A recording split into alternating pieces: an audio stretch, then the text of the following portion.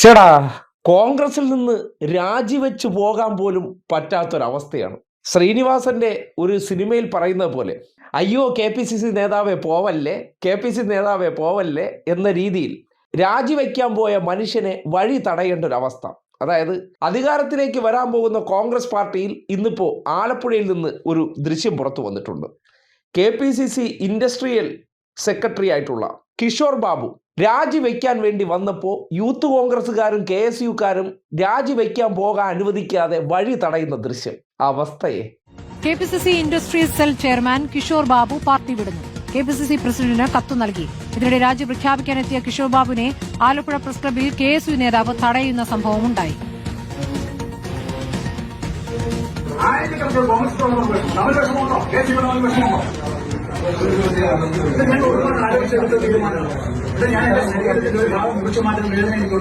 അയാൾ പണിതിനെക്കാട്ട് കൂടുതൽ ഞാൻ കേസ് ഉണ്ടാക്കിയതിനെക്കാട്ട് കൂടുതൽ ഞാൻ പാർട്ടിക്ക് വേണ്ടി ഉണ്ടാക്കിയിട്ടുണ്ട്. ഇത് നിന്നെ പോലുള്ള വളർന്നു വരുന്ന കേസ് യൂത്തും പിള്ളേർക്ക് വേണ്ടിയിട്ടുള്ള എനിക്ക് ബലിദാനം. ഇത് ബലിദാനമാണ്. എനിക്ക് ഞാനിപ്പം ഞാൻ നഷ്ടപ്പെട്ടതിനെ കൊണ്ട് എനിക്കെന്തോ ഭരണത്തിൽ വരുന്ന ഈ വിശ്വസിച്ചിരിക്കുന്ന UDF-നകത്ത് ഞാൻ വരുവാണെന്ന് ഞാൻ MLA അല്ലെങ്കിൽ കോർപ്പറേഷൻ ചെയർമാനാവും. ഇത്രയേ ഉള്ളൂ.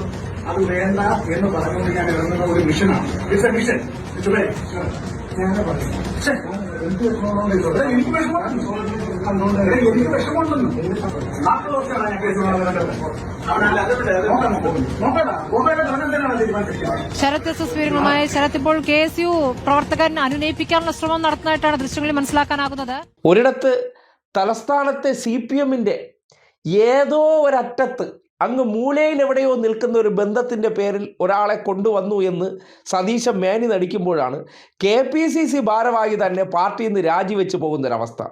ഇതൊരിക്കലും കുണം പിടിക്കാൻ പോകുന്ന പാർട്ടിയല്ല. യവന്മാരെല്ലാം കൂടി അധികാരമോഹം കൊണ്ട് ഈ പാർട്ടിയെ തൊലയ്ക്കുമെന്നുള്ള രീതിയിലാണ് കിഷോർ ബാബു രാജിവെക്കാൻ ഒരുങ്ങിയത്. ആലപ്പുഴ പ്രസ് ക്ലബിലെത്തിയപ്പോഴാണ് ഈ ദൃശ്യം അരങ്ങേറിയത്.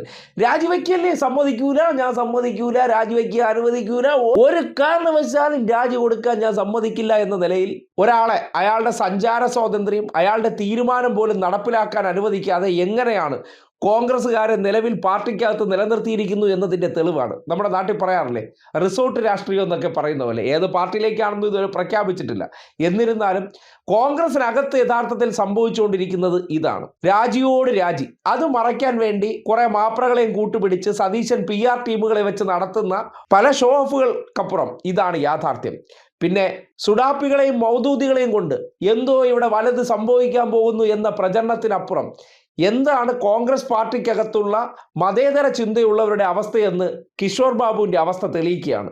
ഈ പാർട്ടിക്കകത്ത് അധികാര വടംവലിയും ഒപ്പം തന്നെ ആക്രാന്തം പിടിച്ച നേതാക്കന്മാരെ കാരണം ഇതിൽ പ്രവർത്തിക്കാൻ കഴിയാത്ത അവസ്ഥ എന്നുള്ള നിലയ്ക്ക് അദ്ദേഹം ഇറങ്ങിപ്പോകാൻ വേണ്ടി തയ്യാറാകുമ്പോൾ, രാജി പ്രഖ്യാപിക്കാൻ എത്തിയപ്പോൾ പാർട്ടിക്കാർ പിന്നാലെ നടന്ന് രാജിവെക്കാൻ അനുവദിക്കില്ല എന്ന രീതിയിൽ വ്യക്തിയുടെ സ്വാതന്ത്ര്യത്തെ ഹനിക്കുന്ന രീതിയിലാണ് പോടാ പുല്ലേ എന്ന് പറഞ്ഞ് ആ യുവ നേതാവിനെ തള്ളിക്കളഞ്ഞു. കാര്യം യുവ നേതാവ് എന്ന് പറഞ്ഞാൽ ആരാണ്? KC വേണുഗോപാലിന്റെ പുതിയ ചാവേറായിട്ടുള്ള വ്യക്തിയാണ് ആ നീക്കം നടത്തിയത്.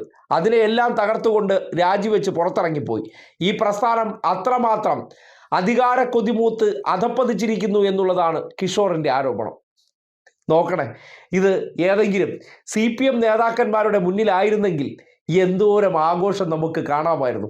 ഇതൊരു സാധാരണ വാർത്ത.